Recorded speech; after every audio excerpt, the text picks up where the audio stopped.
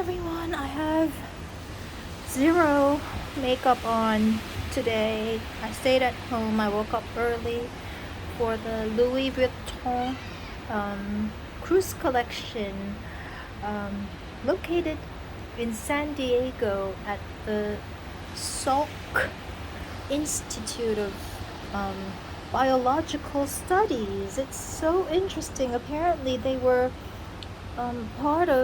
made history when they took part in helping make or contribute in making vaccines. So that's very special. I have no makeup on. Look, literally, you can see my freckles. I did a daytime facial. I put some Kate Somerville dermal quench on my skin.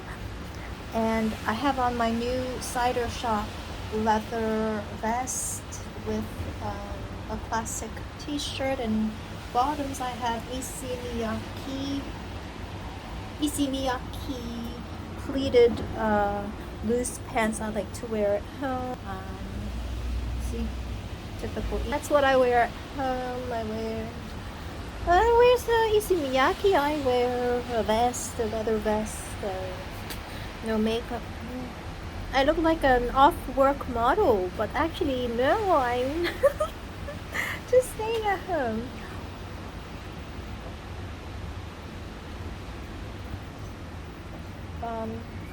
But I thought I'd come out to the balcony of my apartment today, and it's like almost 7 p.m.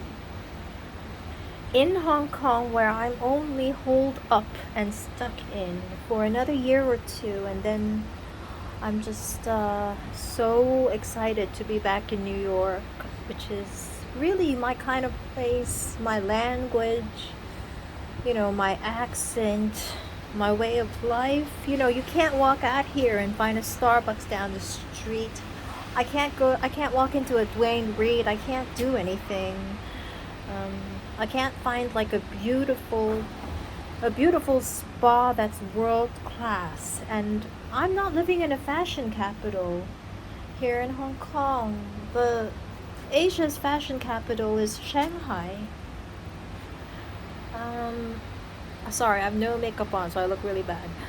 Asia's fashion capital is Shanghai, which Hong Kong is not, and never was and will never be. But in Shanghai, the weather's not better than the weather in New York. The summers in Shanghai are like the summers in New York, really hot. And the summers and the winters in Shanghai are almost as cold as the winters in New York. Maybe not as much snow. It's a little more humid, so it actually doesn't feel, it feels just as cold. Windshield, and there's no central heating in parts of China, even in the biggest cities, whereas anywhere in the United States, if there's a home, there's heat inside if it's cold out. And Shanghai's a huge fashion capital, but so is New York. And New York is where all my friends from college are. And we have a whole alumni club on 5th Avenue and 42nd Street. We have a whole building to ourselves. All the friends I met when I was a working girl back in New York are mostly still there. So many of my classmates, my closest friends who I grew up with, some in high school and mostly through college,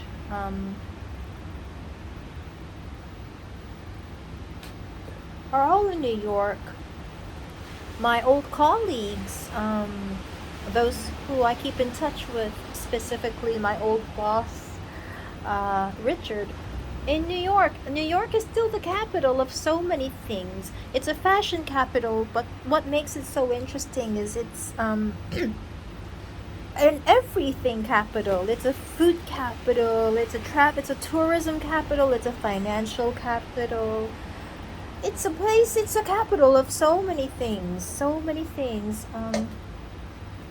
But the reason I'm out in my my tiny little balcony talking today is because it's rainy outside, and it's a Friday night in Hong Kong, and yet I'm holed up just at home, and it's still the pandemic. And when this is your view looking out, when it's rainy in Hong Kong, and maybe you don't know anything about Hong Kong, but you've watched 2047, you've watched Chungking Mansions, you've watched Chungking Express, you like Tony Leung, you like Maggie Chung, you like Chow Yun Fat, then the view that's outside my apartment, standing on my balcony, will make you think of those Hong Kong films that actually make it to Cannes or Venice. So I thought I'd show a view of what it's like from my balcony, which is most romantic on a rainy night. See, this is the balcony, and see, this is Hong Kong. This is Hong Kong, and this is not colonial. This is not a colonial Hong Kong, and yet it's a part of China now. See, that's the Bank of China. That's Citibank. That's ICBC. That's the other bank. That's the Lippo Center. That's a Japanese company. It's this is Hong Kong, but the most interesting is not the skyscrapers to me. The most interesting is these. Looking into people's homes. If you do a zoom, you can see people cooking their Chinese food. You can look and see what people do at home. A Hong Kong Chinese way of life. And remember, Hong Kong is already a part of China. Hong Kong is already a part of China. And the laws become exactly the same as the laws in Shanghai. In another 10 or 20 years, it will be identical. Hong Kong is identical to China. People will have Chinese passports, and they issued me a Hong Kong identity card, which doesn't have an expiry date. But Hong Kong is a part of China. This is one person's house. I think it's 2 expats living in Hong Kong. And then downstairs next door, there's someone with a blue kitchen, and she's cooking at home. And people are already switching off their lights. And this is the most interesting part. Look at this. In all of China, construction is most modern. Every building, big or small, skyscraper or house, gets built with steel scaffoldings. It's all steel. And the only place in the world that still uses bamboos and rattan for construction work on buildings is this little village of Hong Kong, where they still build every building with nothing other than bamboo and the leaves of the bamboo. The funniest thing is, like a panda eats bamboo every day as its food source.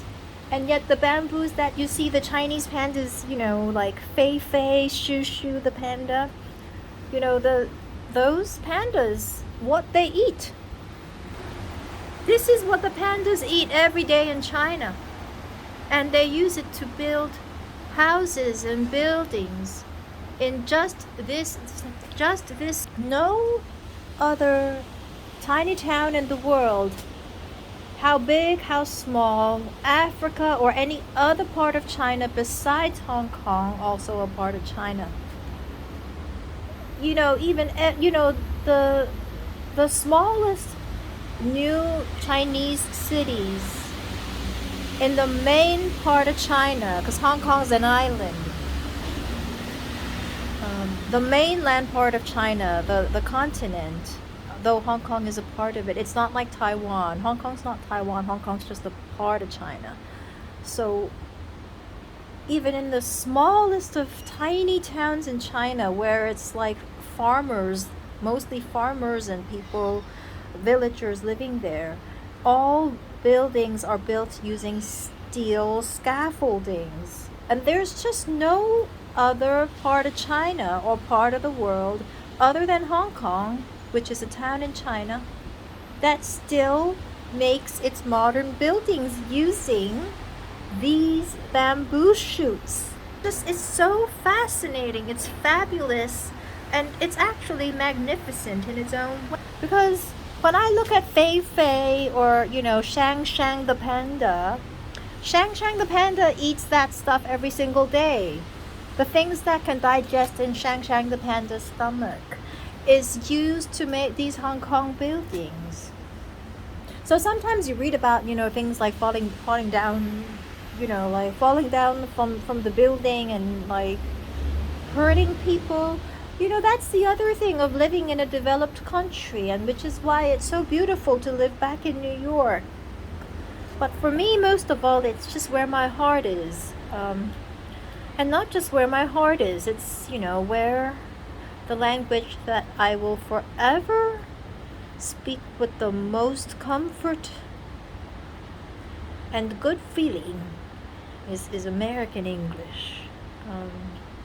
Although I really like my Chinese teacher, Yun Xian. She lives in Germany.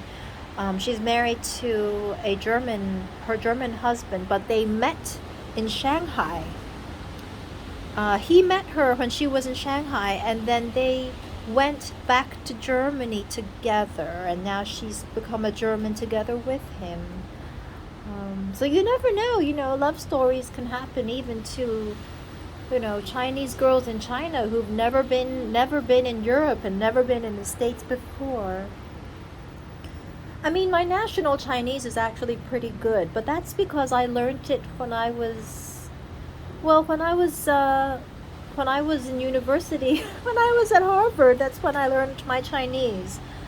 My mother's Chinese is a different sort of Chinese. It's not the national language. My mother's Chinese is a heavily accented Chinese. It's like how if you live in the Northeast and you don't understand, you can't understand the Southern accent when you go down to the south of the States. But it's more than that.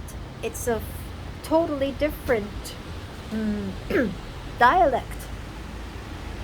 So my mother's Chinese, which is what she spoke to me for the first few years of my life. I went to a British school, an American school, since first grade in Hong Kong. So, I never took Chinese growing up.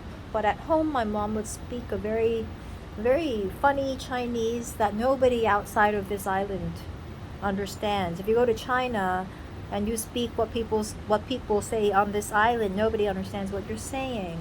But the Chinese I learned at Harvard is the Chinese that people speak in the mainland of China. That's 2 billion people, 2 billion population speaking the one single and the same language across China. They have different accents, but it's the same. And that's the one I learned at Harvard. And the way they teach Chinese in America is very standard, which means every single Chinese word is translated into English alphabets, and so you could read a whole Chinese story out loud without reading a word of Chinese, so long as they wrote it out in the English alphabets that correspond to those Chinese words. And as a result, the way I think of Mandarin Chinese, which is the national Chinese, which is the Chinese that 2 billion people speak, the way I think about the real Chinese in my head is the way I think about speaking English, but in a slightly slower pace. And so I feel very, very comfortable speaking Putonghua, which is the main Chinese language. Kind of just speaking it at a slower pace than I do speaking English. And I have a perfect accent, because there are only four ways to say the same word. it's not like there are only four different sounds in the Chinese language. So you just know how to make each of those four sounds, and that's it. It's actually a very easy language to learn. So I'm happy to return to fly to China once a year, once every 2 years, just to visit a wonderful culture. After I moved back to New York, and make some friends. I mean, the people in China are now really cool and really fast. I went to art school for a few years while I was back in Hong Kong, still around this time. I went to an art school that wasn't very serious. My godmother was the president of that university. So I was just going there. But the thing about attending art school is in my godmother's university was that I knew everything was protected, and I met some really nice art professors, some of whom founded big museums in Shanghai, and the people were nice to me even though I didn't know anything. And most of the kids were not Hong Kong kids. Most of the kids came from the mainland China, and so I got to make really good friends with a lot of people who came from the mainland part of China and are still keeping in touch with me now. And I find them to be a little bit faster than Hong Kong people, a little bit cooler. They have actually fewer prejudices than Hong Kong people do. China is a country with 2 billion people, and Hong Kong is a small part of China that's only got 6 million people. And the people in Hong Kong are slower, they're dumber, they're not as cool. Their English isn't as good because they're not as willing to practice it when they see English speakers. And they're not as easy, they're not as flexible, and their minds are not as open-minded, and they're more prejudiced, and they learn things more slowly.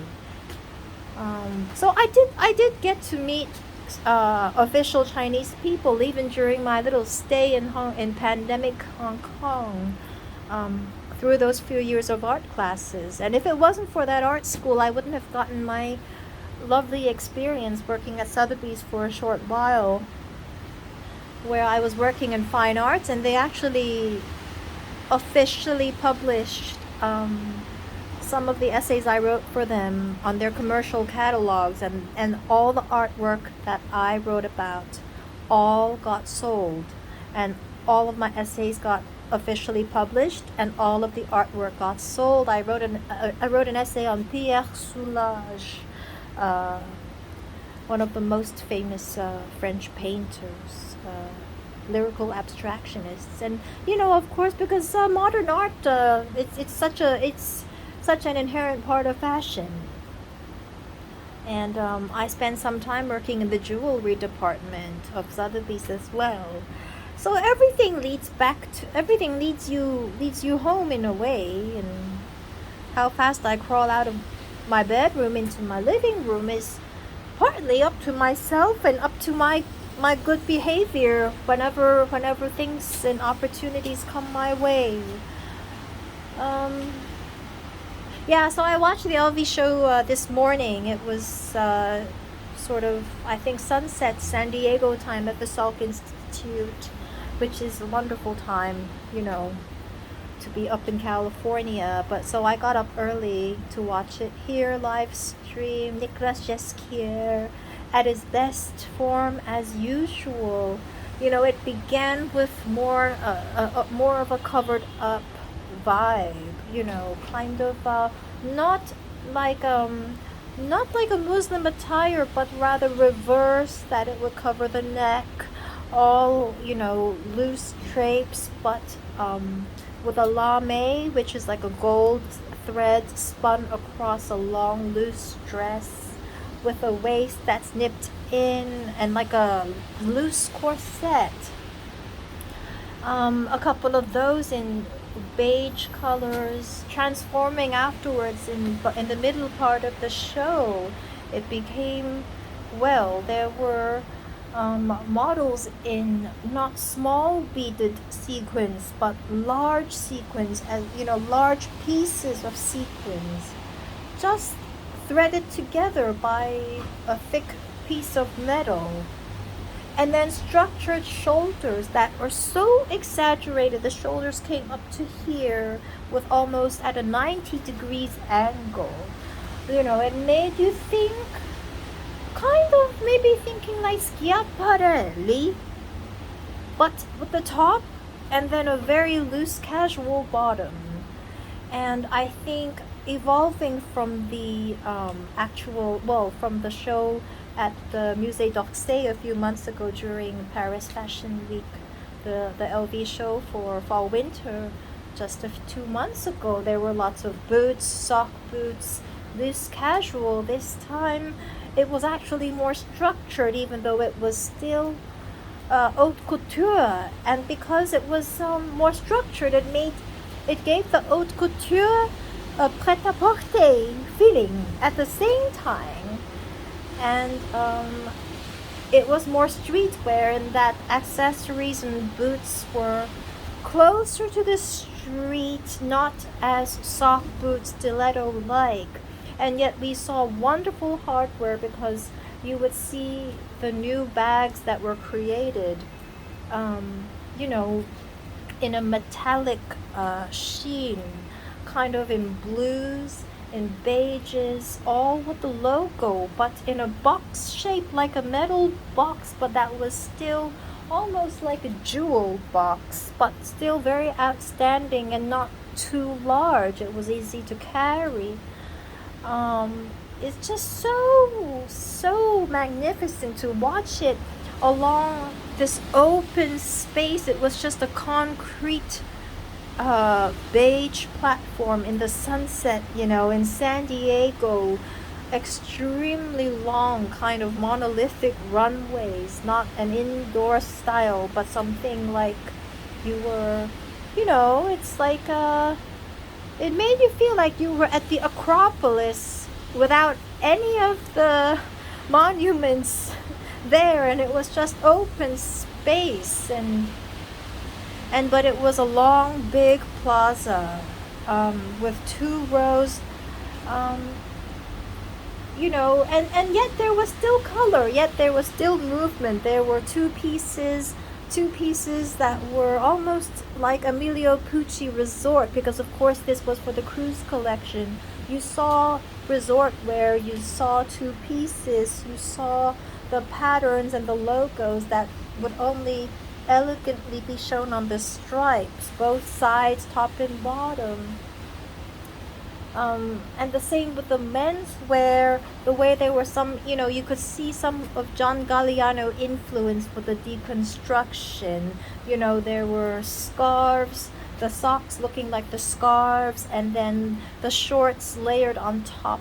Yeah, the shorts and the skirt layered on top of the pants, and different material, like you would see leather studded, a man in a leather studded skirt with loose baggy, you know, linen pants underneath. It's just a real spectacle watching the LV show today.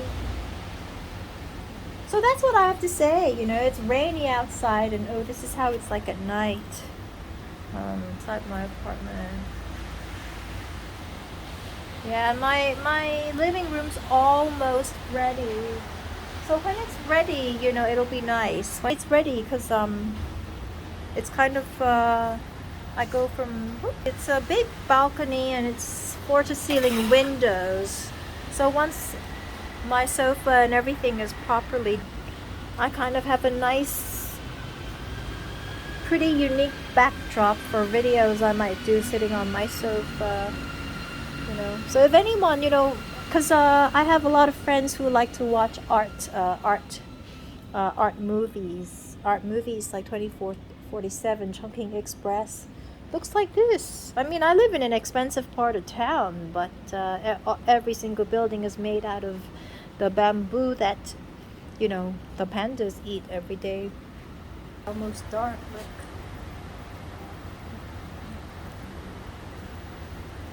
Look at that. And that's some of the construction out there. And then you see the construction workers doing work out here. They don't even have like those safety belts on. You wonder if, I think every once a year there might be like a couple dozen people who fall down dead or something. It's just a very interesting part of the world that's dying away.